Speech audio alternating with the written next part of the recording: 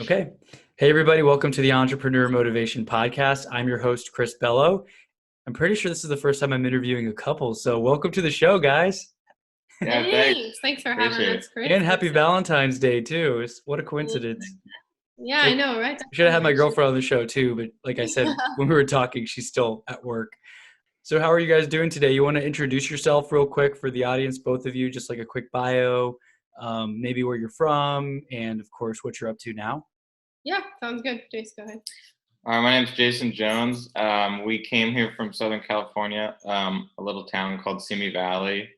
I think the only real thing there is like Ronald Reagan, the presidential library's there, so that's kind of cool. And probably some wine fields or something, vineyards, right? We're close. Kinda. Like an hour or two, yeah. But we moved here to Houston specifically to start investing in real estate because it's almost impossible in California. Yeah. The price points are pretty gnarly. So we moved here. I got my real estate license. I've been doing that. And then, we'll talk about more about the investing along the way, but that's kind of where we're at the moment. We've Sounds good. Been here for like a year and a half now. So. Really? Only a year and a half? I had no idea. Was that like short of a time? Yeah. Awesome. Yeah, so we actually went to the same high school. Didn't know each other in high school, but yeah. We started dating. Well, I was out of high school. He was still in high school. We started dating. But anyway, so I had my real estate license in California. Okay. And we decided to move out here to Texas with some investors. And we both got our real estate licenses. And one thing led to another. I ended up just deciding that I wanted to kind of get into something else, but still in like the real estate realm because we were investing. So I decided to actually look on Indeed, and I found a leasing agent position, which I thought was great because not only was it going to feed me potential leads for like buyers, but it was quick money too. So for me, that was like win-win. I'll do it for a short time. We'll see how it goes. Yeah. It went really well. We didn't realize I was good at properties. To be honest, I always like hated being an agent. I don't know, like for me, it wasn't my favorite thing. I know for like most people love it, and I just like kind of pushed through it and did it. But I love being a leasing agent. And then so quickly after, I became a leasing agent with this company, Stagecoach Management, which you know, Kevin. They were like, we want to bring you on to do more things. So I'm now head of property management. Been working with them for about 8 months now, I think. Okay. So basically now my day looks like I show properties, so I fill vacancies. And then I just kind of like problem solve, try to drive the business forward, get new business. I'm basically back in like the agent position, honestly, of like lead gen every day, but it's different. Yeah. So it's a lot of fun. Property management is not as bad as everybody thinks, but yeah, so that's where I'm at now. It's just property management. That's awesome. And if you guys don't mind sharing your age just to kind of give a frame of reference for the audience. Yeah, I'm 23. Jason's 8 months younger, so he's 22. Okay. Cool. Yeah. Because that was one thing that really stood out when we met is Kevin introduced us. Obviously, we were at a networking event, and he was like, they own X amount of doors. Is it 12 doors? How many doors is it now? It's 11. We're at 11. Yeah. 11 doors. She's like, they own 11 doors at 22 and 23, right? Yeah. So I was really impressed at that because I actually interviewed another guy on my podcast pretty recently. And at 19, he was doing apartment leasing and locating as well. And he was making 6 figures at 19. I was like, what? Wow. Yeah, it can be really lucrative. Like if you have enough flow coming in and depending on who you're working for. It's crazy. It's crazy. It's wild. And it's so like, it's such quick money that you're just like. Yeah.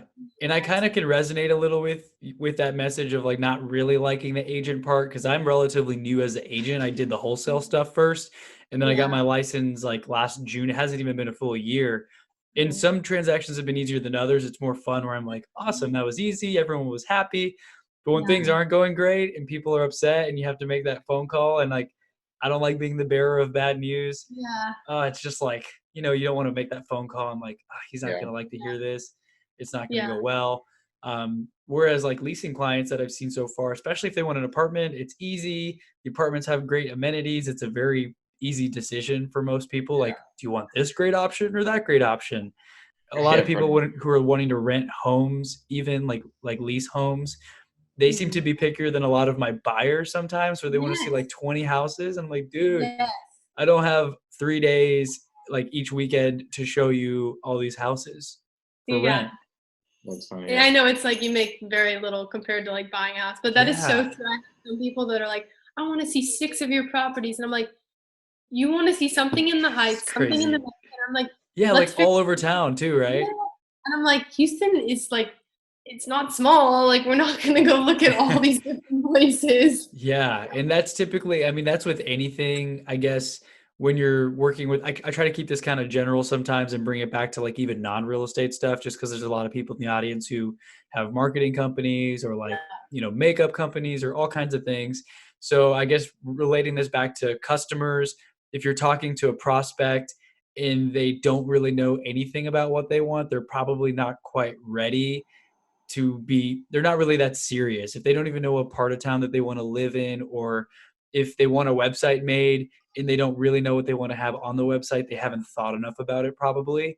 So that's how I personally differentiate between potential tire kickers and like serious, ready to go clients for lease or for purchase. Yeah, that's a good point. Man, so you guys have only been here for a year and a half. That's cool. How are you liking Houston so far? I mean, compared to California.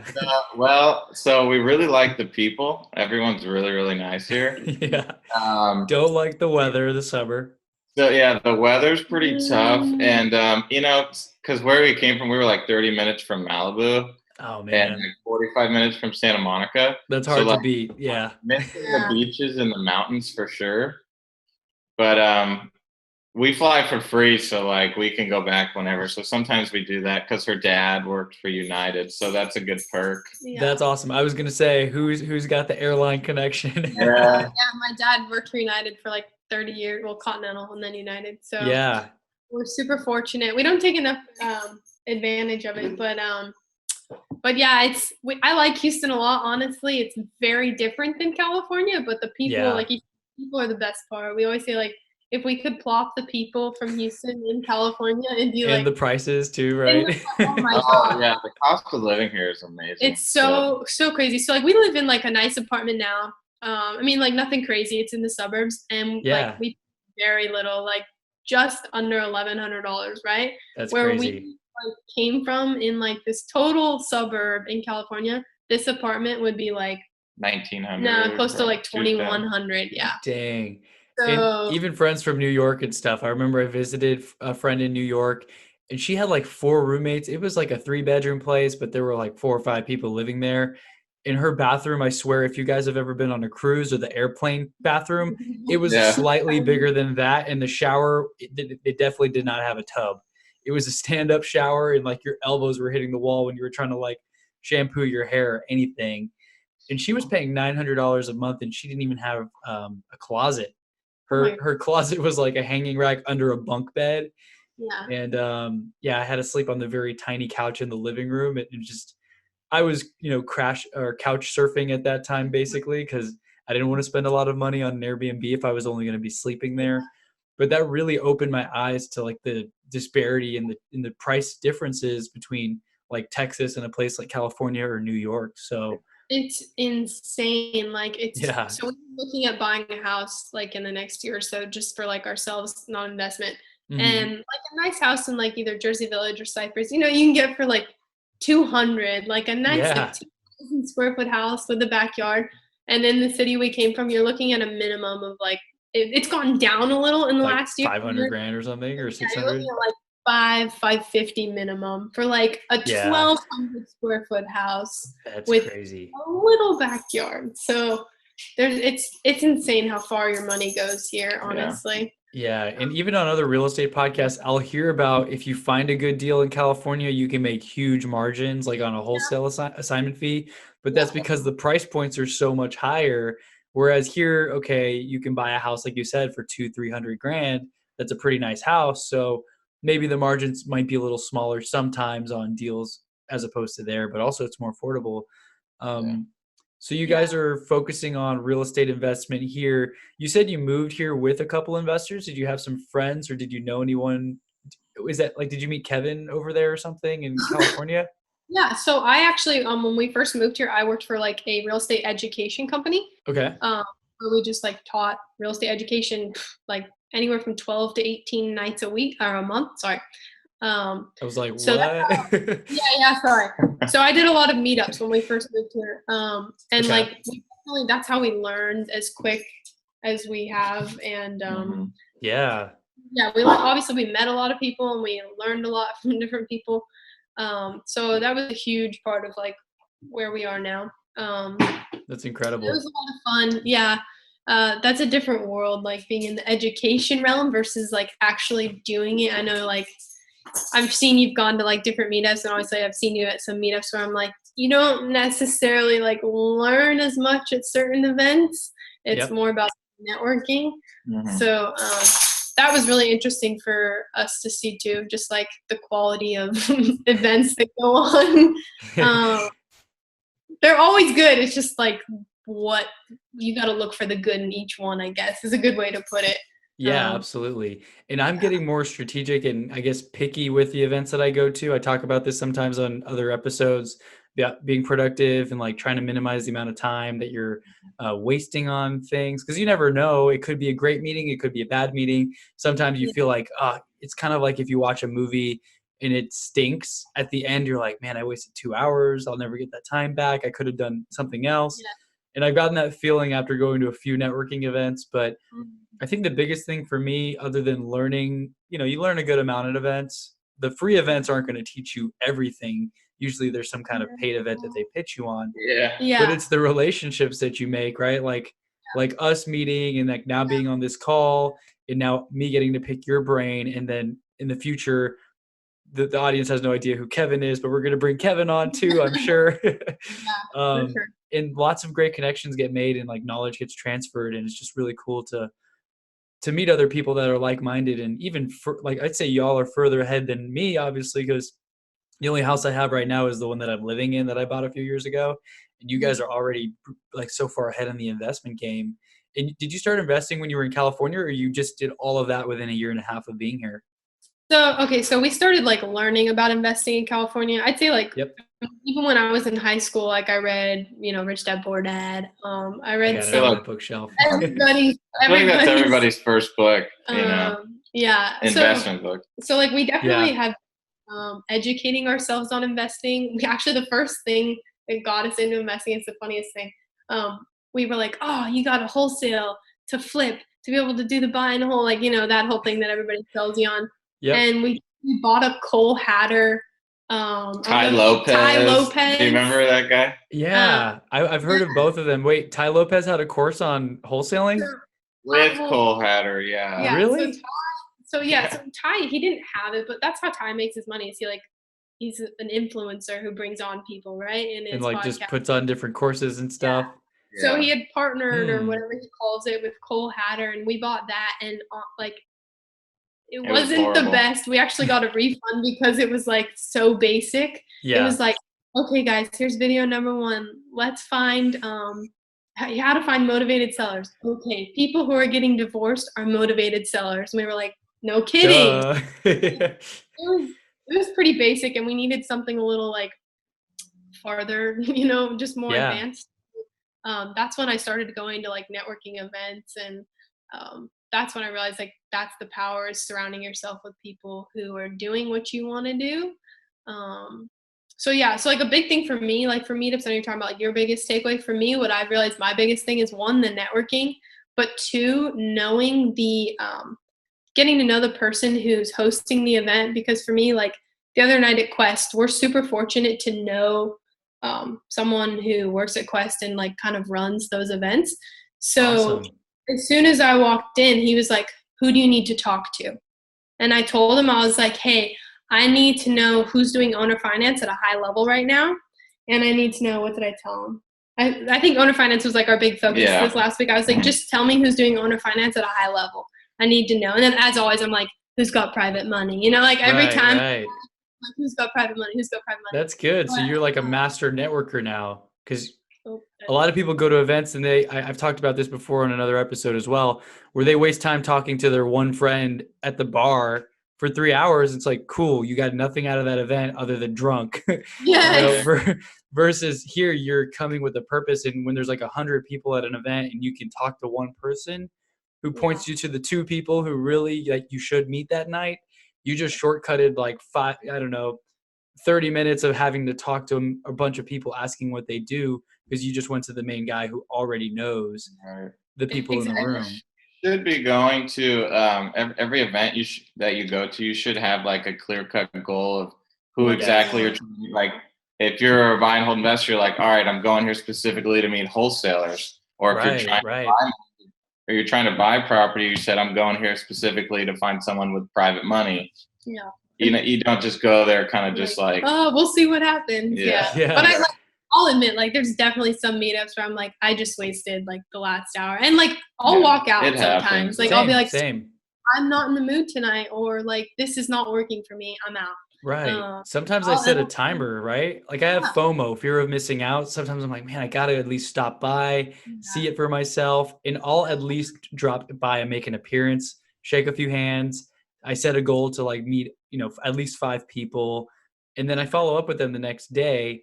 But I've definitely been there where I go for 30 minutes and I'm like, all right, I'm out. And I just leave. I do it all the time. I'm like, or even like, when we went this last week to the Quest one, I was like, I need the guy who's doing owner finance at a high level. Did you find the guy? Did you find somebody who did that? Okay, cool. So we got the number of a guy who apparently is like #1 in Houston. We reached out to him. I was like, let's leave. Like literally 5 minutes in, I was like, we can go.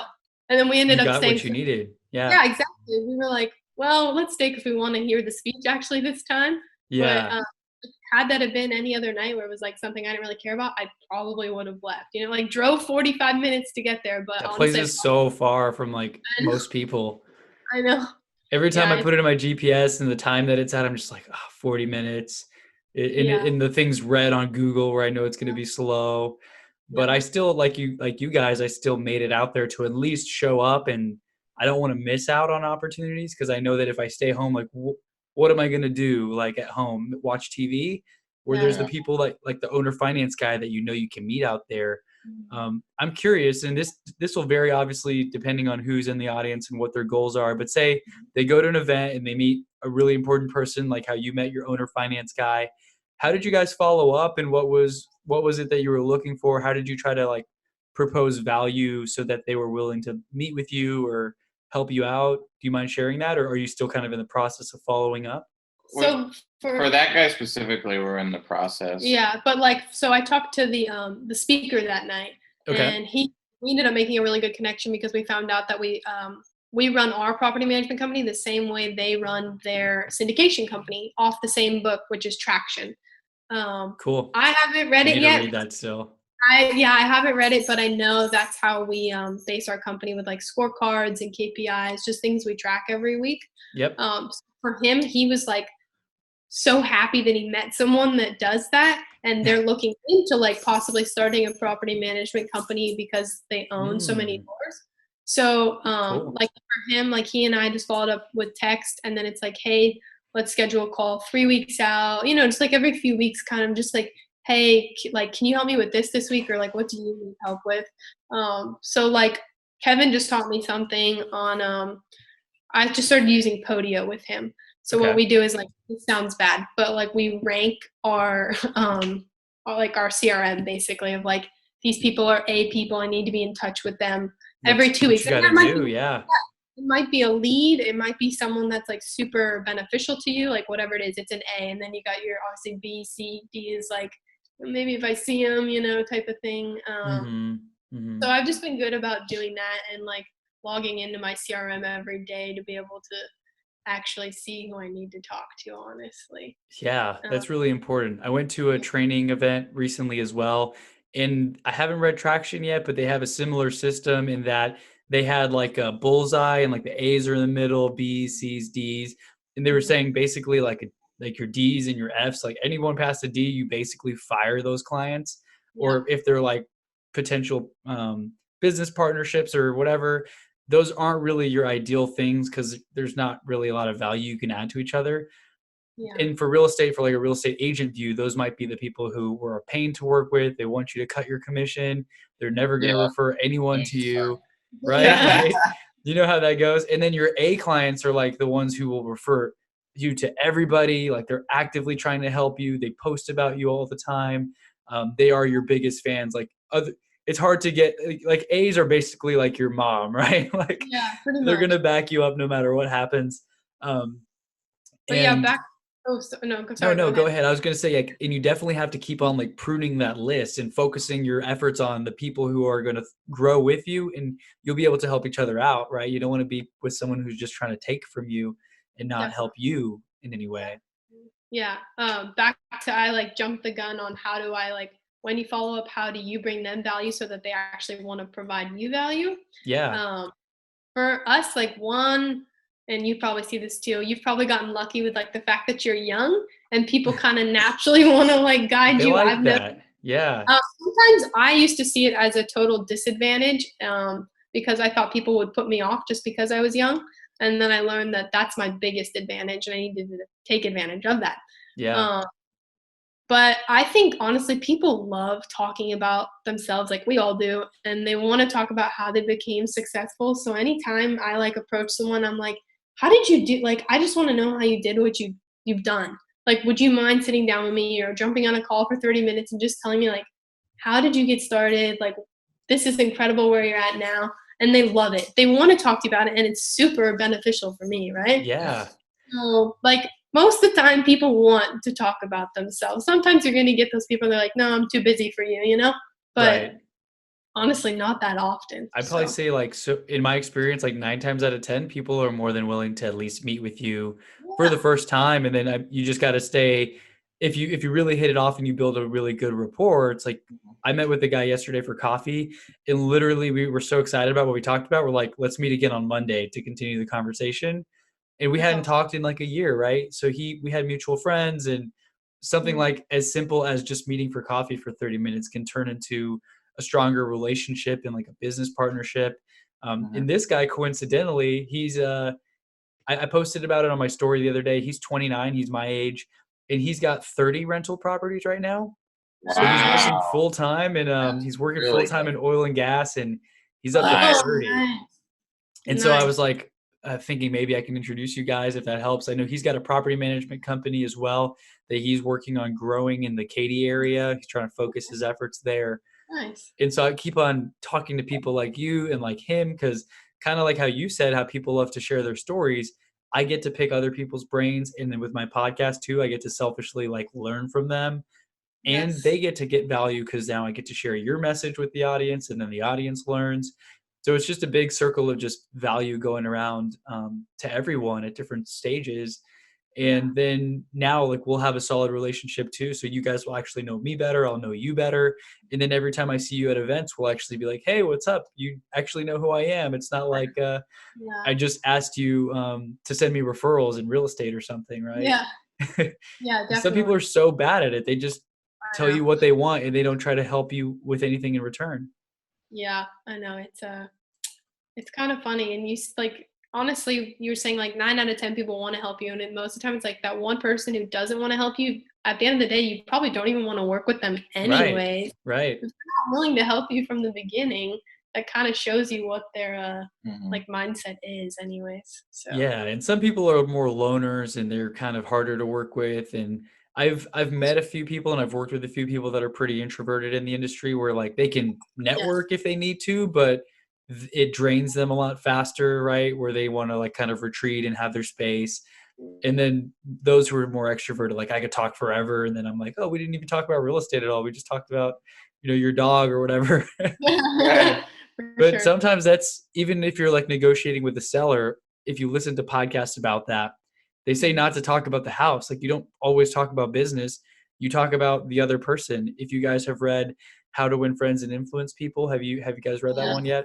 Yes. It talks about the same thing, about how someone's name to that person is like the sweetest word in the vocabulary, because they love talking about themselves, and it's just more exciting for them to feel like you are actually interested in them instead of what is it? Be interested, not interesting, or something.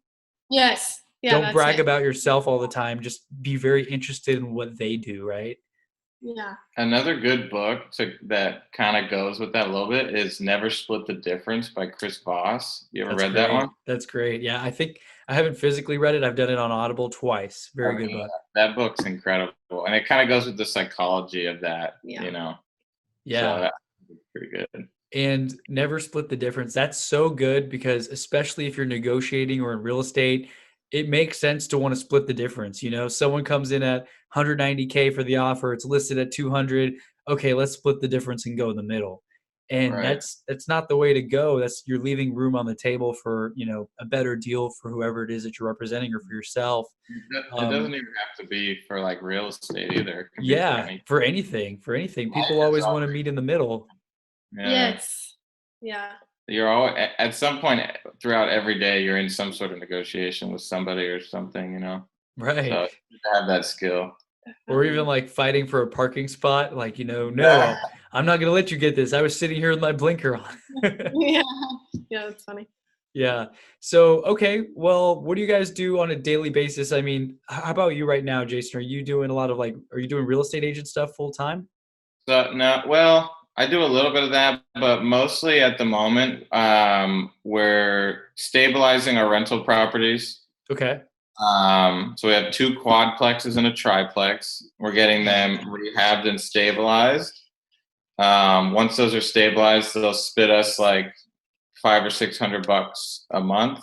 But I can talk about like how we partnered if I mean, I don't know how detailed you want me to get for the audience. Yeah, no, we can do that because I mean, I know the audience who's not in real estate is probably like, I don't know, is this really related to what I'm interested in? But we can Right. dive into a little bit of the numbers for anyone who's interested because honestly, even if you're not in real estate, whoever's listening, you should invest in real estate because that's how 95% plus of the world gets their wealth is through real estate. So Right. yeah, we can dive into some of the numbers. How did you guys find the deals and raise the money or whatever? Like feel free to go into as much detail as you want. Okay. Well, and that's even like honestly, if you're in business, you need to know how to raise money. So like to me, Yes, that's you the do. biggest thing. I'm like everybody needs to know how to get private money. So Right. like honestly, once we got that, it made everything. Okay. So I'll just kind of explain it kind of quick. So when I first moved here, I had met a buyer, and I was helping that person buy a rental property for about a year. And then I was talking to Kaelyn. I was like, man, we gotta like we came here to buy real estate. How are we gonna do it? And I asked this person if they wanted to partner up because I created a pretty good relationship, and they said yes. So we met. We kind of structured the deal, and what we came out to was whatever we buy, rehab and refinance, because you always want to buy at a discount so you can refi and add value and pull the money back out. So whatever money was left in the deal, the first 15% would go to them, and then we would split cash flow 50-50. Okay. And then we also get 50% equity. And in return, they're the money partner, and we put in the sweat equity, but in return, there's no money out of our pocket. So that's kind of how we did it. So we got these 11 units without any money out of pocket. That's awesome. And once they're stabilized, we're gonna make like $500-$600, which might not sound like a lot, but equity. we're also 50% equity holders in it as well. So yeah, like I just said to Jason last night, I was reading I'm reading Cash Flow Quadrant right now by Robert Kiyosaki. It's like my new favorite book. Yeah. It's so good. And it hit me. I was like sitting there and I was like, Jason, do you realize that age like 50, 55, just with the properties we have right now, they'll be paid off. And even if the rent doesn't increase from now, which, okay, 20 years from now, impossible. Yeah. We'll make There's like 30 2 million people moving to Houston. Well, I guess you have rentals in Corpus Christi, right? Yeah, they're in Corpus. But still, a lot of people are moving to Texas. Yeah, there's just no way. Like I mean, we'll see a dip at some point in our lifetime, obviously, but rent, it's just on statistics, like always goes up. Yeah. So anyway, even if it stays at where it's at now, we'll make $3,500 a month just from these 11 units. Like, I was like, what are we doing? Like, we've been wasting, like, we haven't bought anything in the last, like, I guess, like 3 months. It's been like 3 or 4 months, but we're Yeah. getting more into owner financing now as well, Cool. which might get a little technical. So I don't know if I Yeah. really want to go into Yeah. I don't want to bore the people. Like you said, not Yeah. So it's Yeah. just a different kind of financing for those listening, different strategies, but you guys are aligning yourself with the right people. And I kind of got my foot in the door too. Like I quit my oil and gas job and I wanted to get into real estate, and I found some young, hungry people who had been doing wholesaling for a few years, worked with them for about a year, got my foot in the door, met so many cool connections. And like, that's really, once you start surrounding yourself with those people, the opportunities present themselves, because it's kind of like that quote, when the student's ready the teacher appears, right? It's always been there, that whole community, all these events happen, but it's not until you become interested and you start to really focus on that, that you start to meet the right people and join the right companies and partner with the right investors. So that's really amazing. I didn't realize that you guys had creatively structured the financing where you got all those properties without any money out of your own pocket. correct. Actually, I'm gonna like kind of give Jason a little I don't know, bonus here. He even structured one of them, okay, so that he basically, it was off market. He cold called the seller, got the deal, and basically worked in the commission so that our money partner was no money out of pocket. So we Wow. bought this for like a little less than 100,000, and he worked in a $27,000 commission, so that would go towards our down payment. So Yeah, basically we bought it at a deep enough discount where we could put in a commission back to us that the bank would finance. The bank was basically financing more and then gave it back to us as a commission. So it cut our down payment in half. So That's that was amazing. but just cool stuff like that. I just had to give him a plug there. Yeah, great plug. And I'm just curious, how do you ask questions to people about this stuff, or you just Google your way through? Because I mean, there's so many little nuances, right? You can almost learn. It's crazy. I mean, I've learned a lot off of YouTube. Yeah. YouTube University is like the best place to go. And it's free. It's crazy. Yeah. But then the guys we moved here with taught us a lot.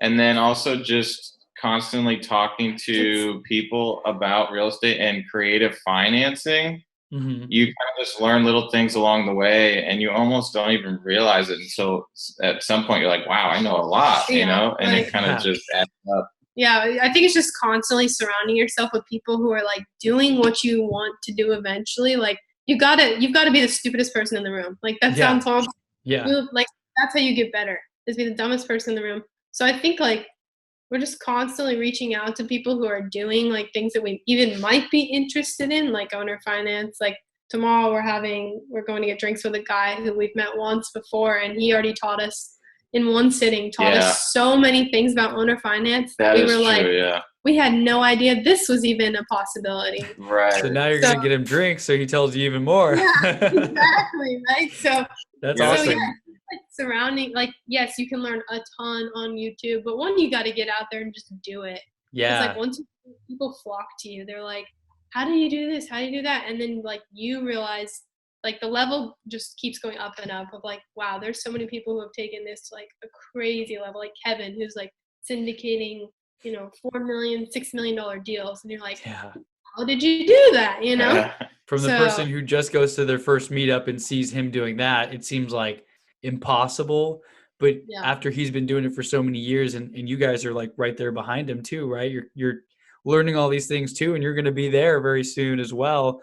And then the first time someone else comes to the meetup, they're going to be like, I mean, I was like that when I met y'all. I was like, how did they have 11 doors already, you know, at such a young age? That's crazy.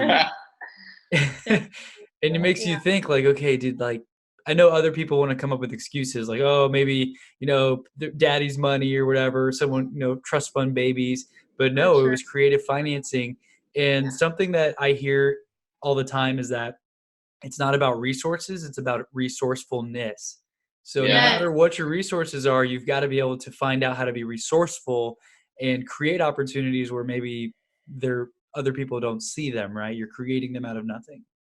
For sure. Yeah, you got to like you could have it in front of you, and I do have to admit like there's certain times, especially in the last year, where I'm like, man, I know all these people, like why am I not reaching out to them? Like you know, this guy who I know, he raises money and syndicates deal, like a different guy than Kevin. I'm like, why have I not reached out to him? That was like, I saw him at a meetup and I was like, man, I've known this guy for 6 months. Why haven't I said anything? And it's just a matter of like taking action on those resources. So yeah, that's a good point.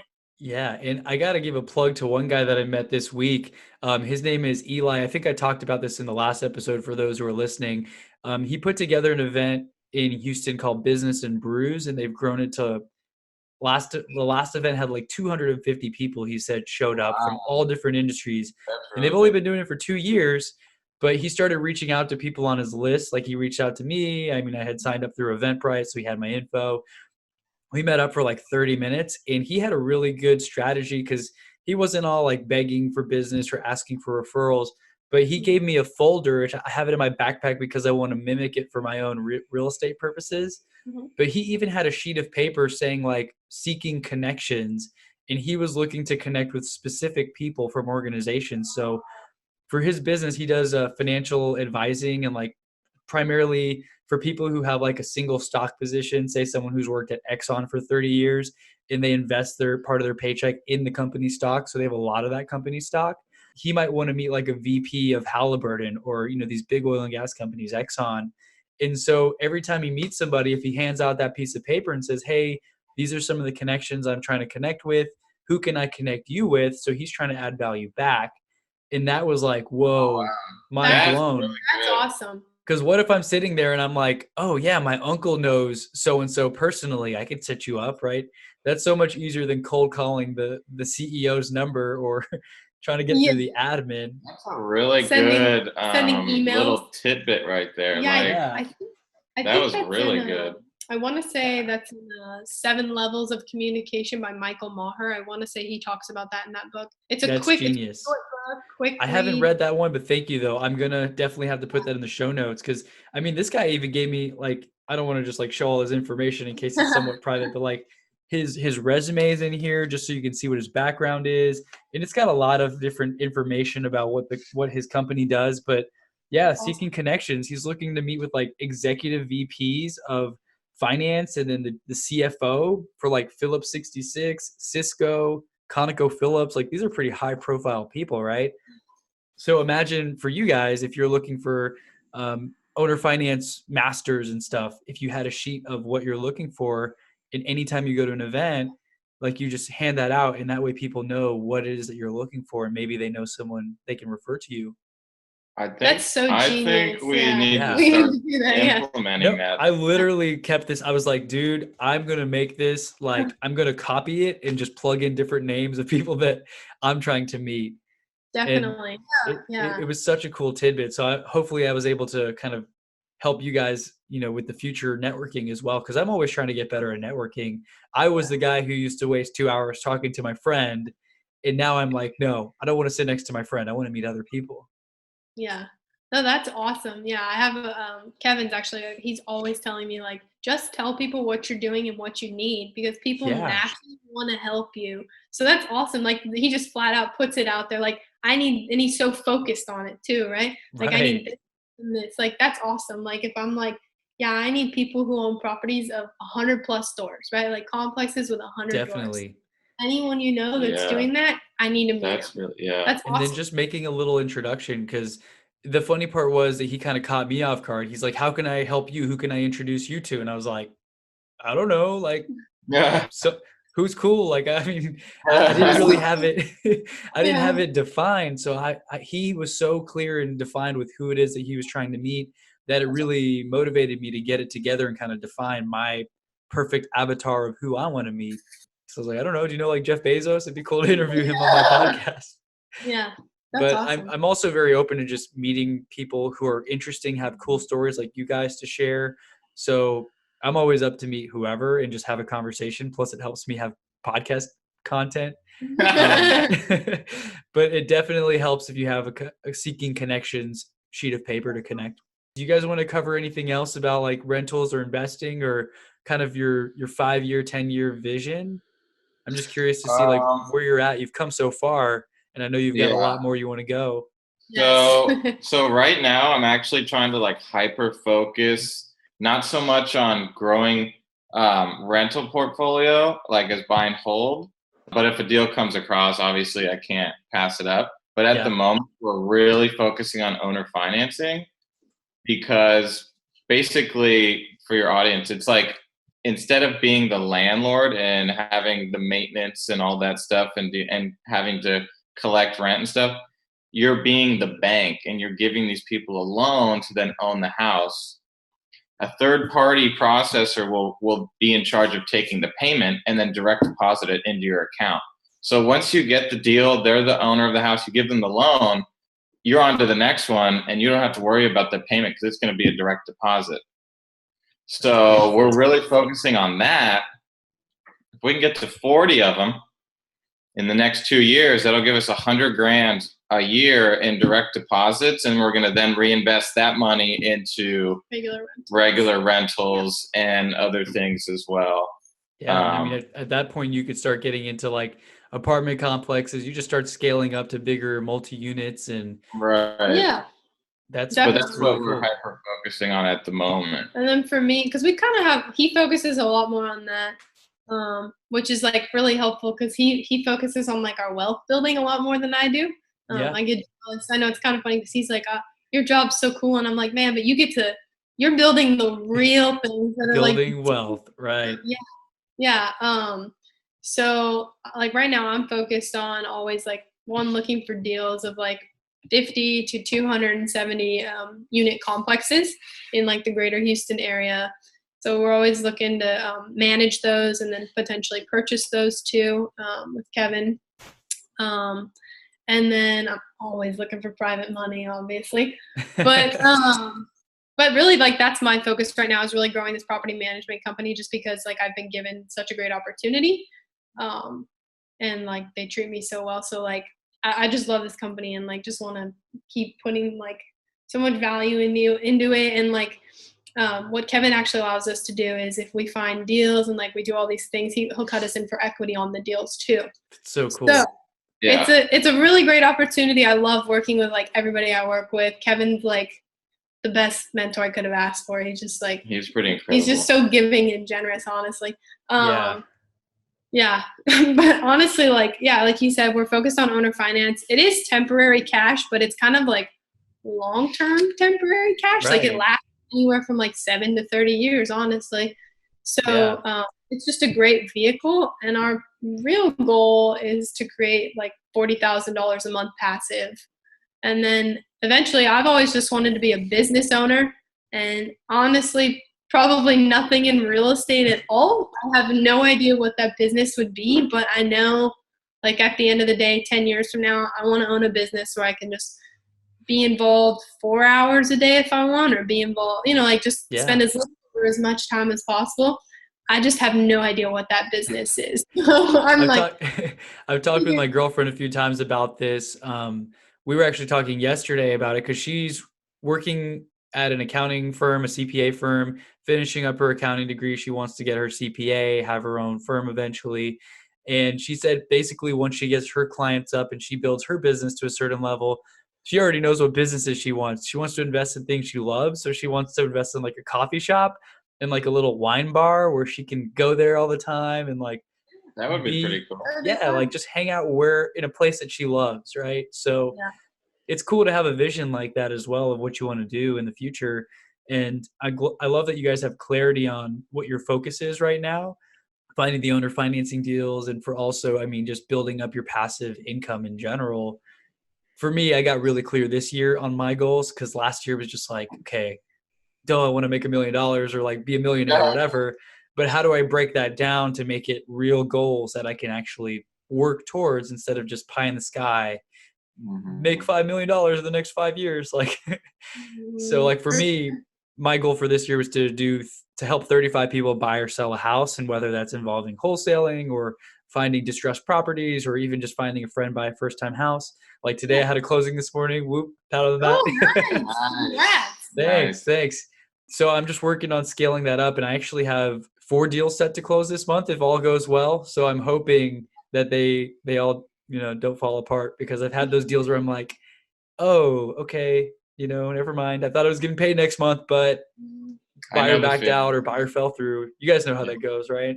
Welcome to entrepreneurship, right? And real estate too. Yeah, especially real estate. Definitely a roller coaster of ups and downs. Oh my goodness. It's It just is. being able to control the emotions on the roller coaster is everything. Like, Even within if a you day, you can go from like being super high and excited to like, okay, everything just fell apart. I quit. I'm going back to a day job. definitely. I've like realized that if I can manage like That's funny. how I handle like the down part of the roller coaster and just get back up, like that's been everything for me. I'm just like Yeah. laugh about it, get past it, keep going. I'm like, but yeah, it's definitely a day-to-day thing, especially in property management with like people, tenants calling, and I gotta answer the phone and be like, yep, yell at me all you want, and then I gotta go move on and go get another property, you know? Right. So You got to keep yeah. your hopes up. And I think a lot of entrepreneurs are basically salespeople in a way where you have to be able to get faced with a lot of rejection, a lot of no's, a lot of Yep. people telling you that you don't know what you're doing or you're not competent. And you got to still show up every day. And like, I think the example people say is if you're door knocking and people tell you like they're yelling at you, they're telling you to, go get a real job or whatever, you have to be able to knock on that next door and actually smile and be like, reset, which is hard to do after you've been told So like F you 10 times in a row. yeah, definitely. You just gotta like be set up for like know you're gonna fail sometimes, honestly. You Yeah, just it's have kind of like a game, right? Because once you can get over that fear of failure and you're not afraid to look stupid or make a mistake, yeah. then it's so much more exciting because you get there way faster. Yeah. I actually just talked to Kevin about this morning, and he was saying how it's funny how a lot of like business owners are or were baseball or softball players because I never thought about this. He said Mm, because they know they're going to fail 2 times out of 3. Like Hall of Famers, right? They bat 300. So 1 out of every 3 times they have success, but 2 out of every 3 times they're failing. So he yeah. was it's incredible that like a lot of when you look at a lot of business owners, they played baseball, they played softball, and I was like, note to self. We both did, but I was like, note to self. Like everybody, go put your kids in like baseball, softball. Like, it's Yeah, so that's true. cool.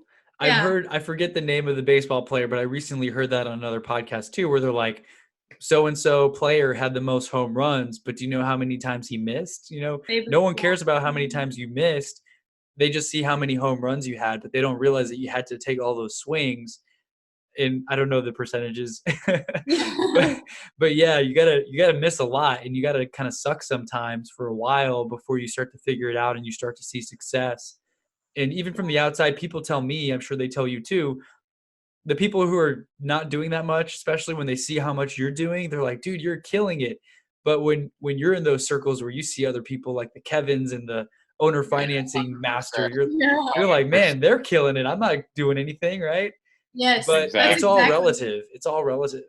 It is. Yeah, yeah. It's funny. That's a We good point. constantly are Yeah. like, man, we're so behind, and like we Yeah, just need to be on the next level, like tomorrow. And it's such a slow process. You it gotta like is. accept.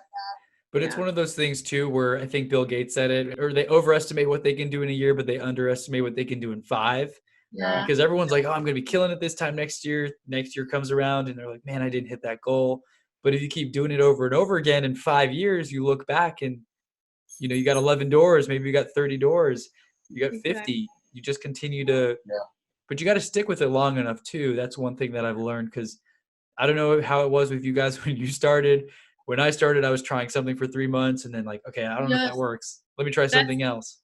that's the high Nah. eye entrepreneur in all of us. Yeah. Like, yeah. Yeah. Every idea and the shiny objects, everything sounds good. Drop shipping, put a book on Amazon. Yeah. Oh Yes. yeah. We've Yeah. That's funny. definitely, yeah. All those Build ads start build a to get to course. Yeah. you. You're like, man, maybe I should do that. Yeah. Yeah. It's Gosh. pretty fun. Yeah. And then it's just funny what happens when you put your head down and you just do the work and stay with it long enough. Yeah. Once you can find something, I guess you enjoy enough. Yeah, just stick to it. Even if it doesn't make you money. That's like my thing. Like if I Yeah. would have probably stuck to being an agent, I mean, I stopped honestly because I didn't like it. But if I probably would have stuck with it, I would have been. I got my license when I was 18 in California, so it's like, man, at 23, I probably would have been doing great 5 years in, you know. Right. So, but I have no regrets. But like, you got to stick with it long enough to see if Yeah. you're gonna be successful or not. Honestly. Absolutely. And that's with anything. I mean, if you just stick with it long enough. When I met with this kid who had 29 rentals, I think yesterday, I was telling him how I remember seeing a kid that I knew from high school. A Facebook memory popped up and I had a picture of my car after I just washed it or something. I was just proud because it looked so clean. Um, And he commented like, "Oh yeah, let me know. Are you gonna do anything to it?" I was like, "No, it's like a Honda Accord. Like I don't want to put anything on it or soup it up or something. It's just my daily driver." And his comment was like, "Okay, let me know. I just started a auto parts company. Let me know if you're looking for anything. I'd love to help." And I was like, "Okay, whatever. You know, he started a company, sure." And he stuck with it. And last year when we went to, I don't know if you guys follow like Andy Frisella or Ed Milet, Yeah. we went to the Yes. Arte Syndicate event in St. Louis, and I saw him, and I'm like, "How's business going?" Because he stuck with it, and I knew that. And he was like being humble, didn't really say it loud, but he's like, "Man, we've been like growing every single year exponentially." And I was like, "How's your numbers?" Just curious. And Yeah. he's like, "We're on track to hit 1 million in revenue this year." He told me that like in April of last year. Wow. I haven't followed up with him again yet to see how 2019 ended, but it's pretty amazing to see. Like Instagram page has like 20,000 plus followers. It's very niche audience on like, Ford Raptors, the Raptor community. And something that I kind of brushed off 5 years later is like, oh wow, I better take him seriously because like he's actually killing it now. That's awesome. That's crazy. Yeah. Yeah. And same thing with real estate. Like whatever it is that you guys pick, you have to stick with it long enough because like the 6 months or the 8 months of no progress seemingly, that's like the learning curve that most people they kind of die along that path. They don't make it all the way to the other side.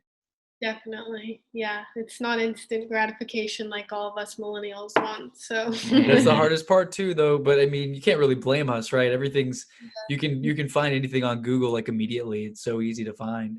yeah, the information age, it's crazy. Yeah. So Yeah. yeah. Well, it was awesome having you guys. I think it's been about an hour here. Is there anything you want to share with the audience before we tell them where to find you? Like any golden nuggets, or if someone's struggling out there to stay consistent, just any advice at all? Read Cash Flow Quadrant. Yeah. Yep. Like, Cash Flow Quadrant by Robert Kiyosaki. Great it's book. so good. I don't know. I think our biggest thing has just been surrounding ourselves with people, like great people, and not even people like who have necessarily done a ton, but people with like good attitudes who Yes. want to. Positive energy. Yeah, like you're 5. I took that for granted for sure. I was like, it doesn't matter that much. That definitely Yeah. has everything to do with like your success. Is who you surround yourself with the most. So Such Yeah, I good would- advice. I would just say align yourself with people that are doing what you want to do because it pays. Yeah. Yeah. And so when you align yourself with those people, are you just looking up at like meetup.com or Eventbrite, Facebook events? A lot of the people that I that are in my 5 are from networking. Yeah. Yeah. So, Okay, cool. Well, and then just also, creating that relationship and sticking with the relationship has been the most important part. and for us, it's Yeah. been a little different just because we just moved here a year and a half ago. We're like literally networking. Like we didn't know anyone when we moved here. So other than who we moved here with, so Yeah. networking like all we had really, like Right. no, we don't have like friends from like high school or college here where we just like call and we're like, hey, who do you know? It's just like solely been like networking and talking to people that we've met. So See, that's crazy. And it kind of makes me feel like I cheated a little because the deal that closed this morning, I knew her since middle school. We went to like high school together to college. So like I do have a relationship with like a lot of people in town that I know, which does help.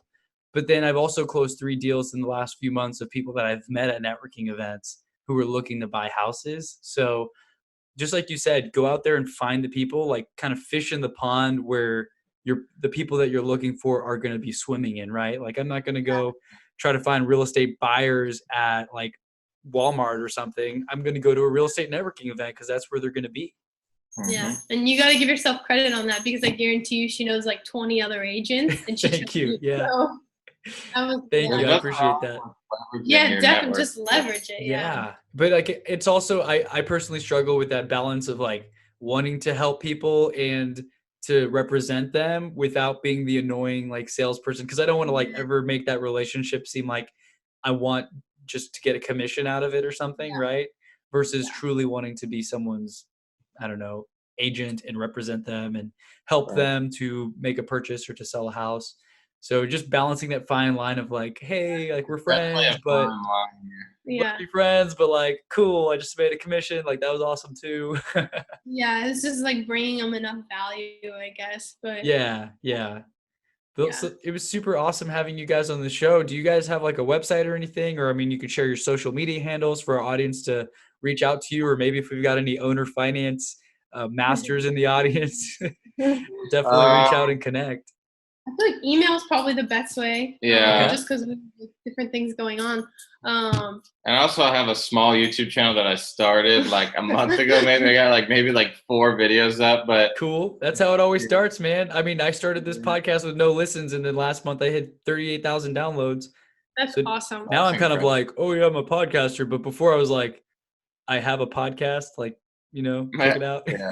Give yourself credit. You're a legit podcaster. Can we just Thank give you information and then you put it in the show notes later? Or? Yeah.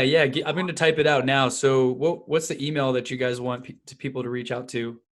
For me, you can use, my name's really hard, so I'll spell it out for you. It's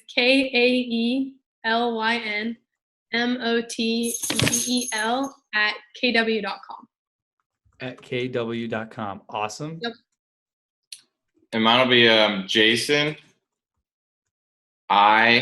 V as in victory, Y as in yellow, P as in Paul, at gmail.com. So Jason, Okay. P. Yes. Cool. And then what was your YouTube? To be honest with you, I don't don't even know. That's horrible. Hey, my YouTube is like 10 years old. I put a couple videos back in the day. So I think the end of mine is like that boy, Chris B. I need to That's change it to awesome. like Chris Bello or something. I don't know what. Maybe I'll have to find it and then maybe shoot you a text or something. Yeah, no rush, because this is we're recording this on Valentine's Day, but it's going to go live on Monday morning. So just whenever you have a chance, or I can look you up on YouTube, and I'll put the link up in the show notes. So everybody, reach out to them if you are interested in connecting, maybe picking their brains a little bit, but of course be respectful, because it's gotten to a point even for me where people are asking me so much and emailing me so much that I can't even get back to everybody.